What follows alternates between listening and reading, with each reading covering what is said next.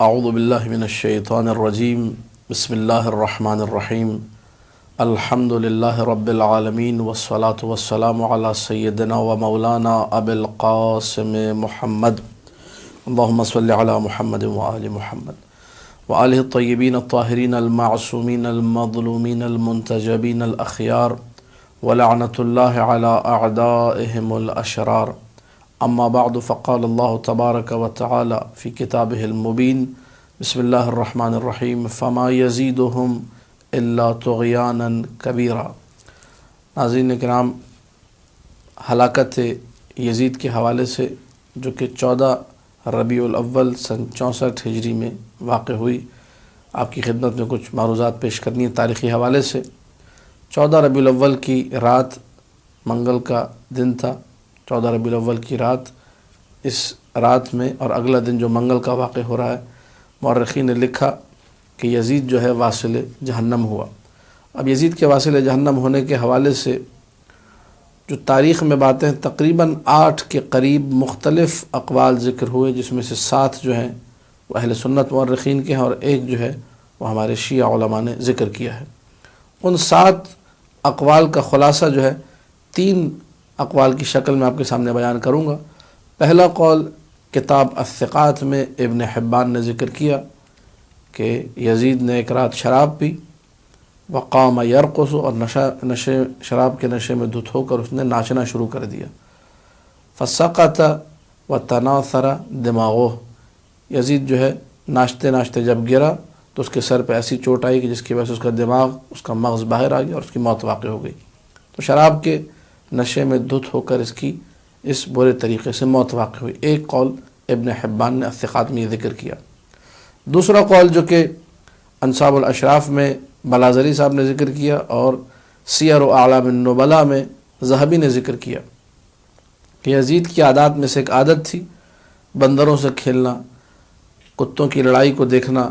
گدھوں پر اپنے بندر ابو خلف جس کی اس نے کنیت رکھی ہوئی تھی اس کو بٹھا کر اس کے پیچھے دوڑنا، اس سے ہنسی مذاق کرنا، اس کے ساتھ کھیلنا،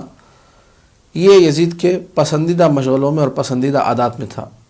تو ایک دن یزید نے اس وقت بھی شراب پی ہوئی تھی، نشے میں بھی دھتا ہی، اپنے بندر ابو خلف جس کا پسندیدہ بندر تھا اس کو اس نے گدھے پر سوار کیا، اس کے سر پہ سونے کا تاج رکھا، اس کو ہیرے جواہرات وغیرہ پہنائے اور اس کے بعد اس کو دوڑانا شروع کر دیا گدھے کی پشت پر بٹھا کر، اور خود بھی پیچھے پیچھے بھاگنا شروع کر دیا۔ اب ایک قول مورخین کے یعنی 8 اقوال جو ہم نے ذکر کیے، ایک قول یہ ہے، بعض مورخین نے لکھا کہ پیچھے سے اس بندر کو گدگدی کر رہا تھا، نوچ رہا تھا، جس کی وجہ سے بندر نے جھپٹ کر یزید کو کاٹا،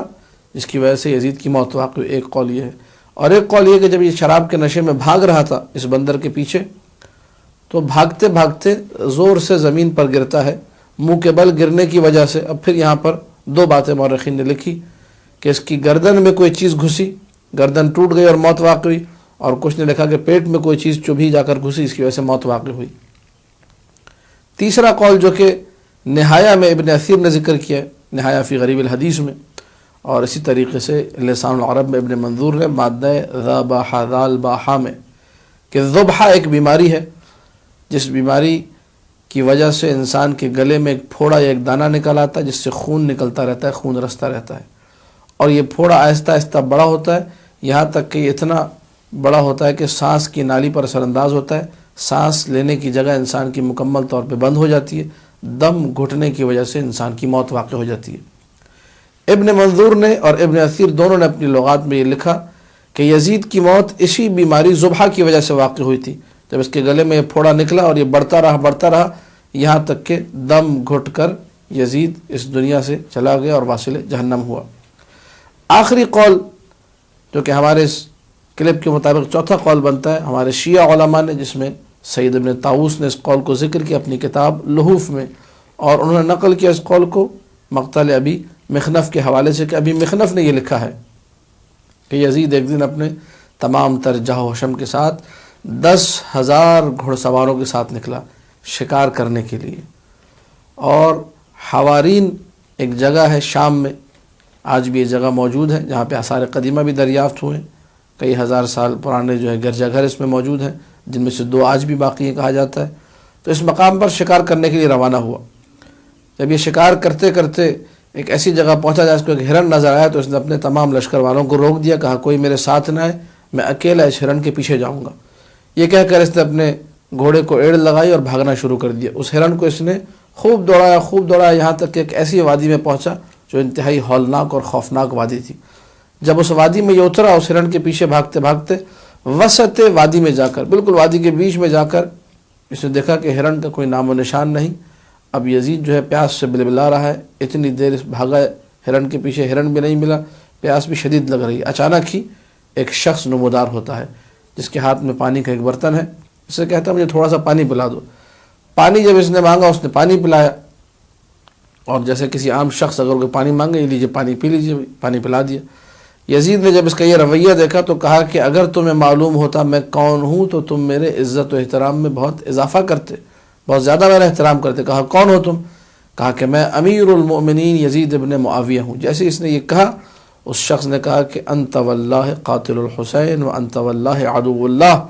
خدا کی قسم تم ہی قاتل حسین ہو، تم ہی دشمن خدا ہو۔ یہ کہہ کر اس نے یزید پر حملہ کیا۔ جب یزید پر حملہ کیا تو یزید بھاگنے لگا، اس نے پیچھے سے تیر مارا جس کی وجہ سے یزید اپنے گھوڑے سے گرتا ہے اور اس کی ٹانگیں جو ہے رکاب میں پھنس جاتی ہیں گھوڑے کے۔ جب ٹانگیں اس کی گھوڑے کے رکاب میں پھنسی اور گھوڑے کو پشت پر کوئی نظر نہیں آیا، لیکن یہ لگا کوئی گھوڑے کے پیچھے سے آ رہا ہے، جو یزید گرا ہوا تھا اس کے قدموں میں، گھوڑے نے بھاگنا شروع کیا اور اس میدان کے اندر، اس وادی میں یزید کے ٹکڑے ٹکڑے اس طریقے سے ہو گئے۔ جب کافی دیر گزر گئی، لشکروں نے دیکھا کہ یزید کا کوئی اتا پتہ نہیں ہے، تو دوڑتے ہوئے وہ لوگ آئے تو ان کو رکاب میں لٹکتی ہوئی ایک ٹانگ ملی۔ اسی کو لے جا کر دفنایا گیا قبرستان باب الصغیر میں۔ یہ واقعہ سن 64 ہجری 14 ربیع الاول منگل کے دن کا ہے۔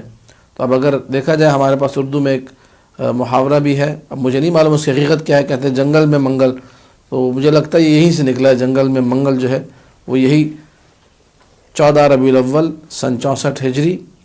یا جو ہے آپ کہیے 12 نومبر۔ اتفاق کی بات یہ ہے کہ 2018 جب یہ کلپ ریکارڈ ہو رہا ہے، اس میں بھی جو ہے ربیع الاول اور نومبر کے مہینے جو ہے دونوں مل گئے ہیں۔ اس زمانے میں بھی سن 683 ہجری میں بھی 12 نومبر کا دن تھا اور ٹیوزڈے منگل کا دن تھا، جس کی دن اس ملعون کی موت واقع ہوئی۔ لے جا کر اس کی ٹانگ کو، بدن کے کچھ ٹکڑوں کو دفنایا گیا قبرستان باب الصغیر میں۔ حیرت یہ ہے کہ جس ملعون شخص نے آل محمد پہ ظلم ڈھایا، شیخ جعفر شوستری نے اپنے مقتل میں لکھا ہے، اور آج بھی لوگوں نے بہت سارا نقل کیا ہے جن لوگوں کے ساتھ یہ واقعات ہوئے ہیں، کہ وہ جگہ ایک کچرا کنڈی بنی ہوئی ہے جہاں پر یزید کی قبر ہے، اور لوگ وہاں جا کر پتھر پھینکتے ہیں، کچرا پھینکتے ہیں، قربتاً الی اللہ، اپنی حاجات کو پورا کرنے کے لیے، اور ان کی حاجات فوراً پوری ہوتی ہیں۔ اور ہمارے پاس روایات میں بھی ہے، جب جب پانی پیو یزید پر لعنت بھیجو۔ ہمارے اس کلپ کو ریکارڈ کرانے کا مقصد بھی یہ ہے کہ لوگوں کے سامنے یہ حقیقت آیا ہوں کہ مملکت خدا پاکستان، کہ جس کی بنیادوں میں حسینیوں کا خون شامل ہے، اس مملکت میں اگر کوئی ایسی کتاب لکھے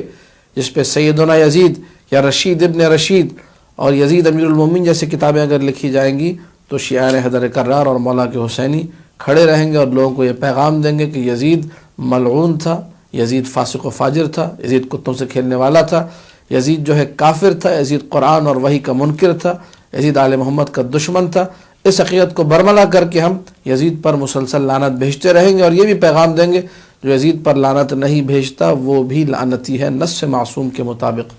وما علینا الا البلاغ المبین۔